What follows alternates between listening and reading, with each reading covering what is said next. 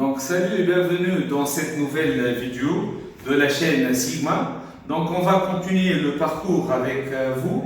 Donc cette vidéo va être dédiée au traitement des immobilisations.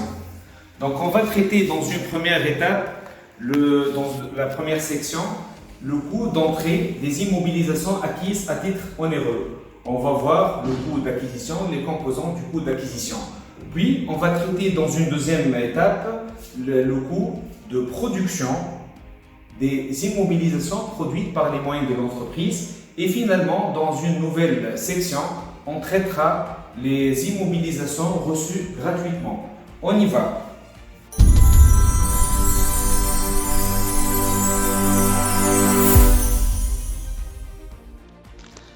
Alors, dans la vidéo précédente, nous avons parlé de la définition d'une immobilisation. Je vous invite à la regarder, ça va vous servir énormément pour comprendre l'enchaînement des idées. Bon, commençons par un exemple simple. Une entreprise achète une immobilisation, un terrain par exemple, ou bien une construction. Qu'est-ce qui se passe?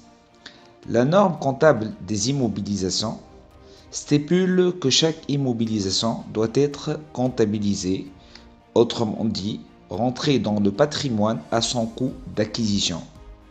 Le coût d'acquisition, c'est quoi? C'est un concept d'une importance capitale. C'est un concept très important. C'est la valeur par laquelle l'immobilisation entrera dans les comptes de l'entreprise. Bon, regardons dans l'écran.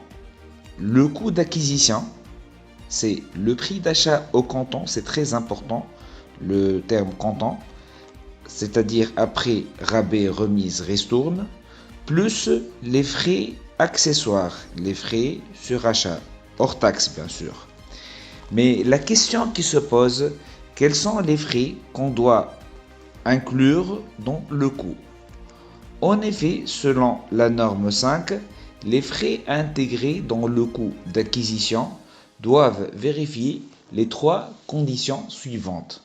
Premièrement, elles doivent être non récupérables. Exemple, les frais d'installation d'une machine. Autrement dit, on ne peut pas demander à un technicien de nous rembourser les honoraires déjà payés, bien sûr, après l'installation de la dite machine. Deuxièmement, le coût doit être identifiable, c'est-à-dire que la dépense engagée doit être déterminée, la valeur de la dépense doit être déterminée avec exactitude. Troisièmement, ça doit être utile pour la mise en état de marche. Prenons l'exemple d'une machine importée. On a une prime d'assurance qui a été versée. La question qui se pose, est-ce que la prime est une charge indispensable ou non? Bien sûr que la prime d'assurance bien sûr, est une charge indispensable pour assurer la mise en état d'exploitation et par conséquent, on doit l'intégrer au coût. Par contre, la prime d'assurance d'exploitation est une dépense engagée après la mise en état de marche et par conséquent, on doit la comptabiliser dans un compte de la classe 6. Pour mieux appréhender ce concept, on va prendre l'exemple suivant.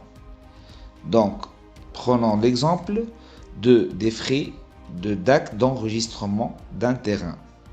Donc, on va faire appel par exemple à un avocat dont les honoraires s'élèvent à 1000 dinars. Ces derniers vont être comptabilisés dans le compte rémunération d'intermédiaire et on va calculer la TVA déductible et créditer la modalité de règlement pour le montant TTC bien sûr. Autrement dit, ça va être comptabilisé dans un compte de tiers ou de trésorerie. Ainsi, puisque les trois conditions citées auparavant sont vérifiées, on peut activer la dépense. Activer la dépense, c'est un concept très important. Autrement dit, on va créditer le compte transfert de charge et débiter le compte d'immobilisation, à savoir terrain. Ainsi, on constate que la dépense en question est intégrée dans l'immobilisation. Ça, c'est la première méthode. Une deuxième méthode est valable si on constate que les trois conditions sont vérifiées directement. On peut directement débiter l'immobilisation et la TVA déductible et créditer la modalité de règlement.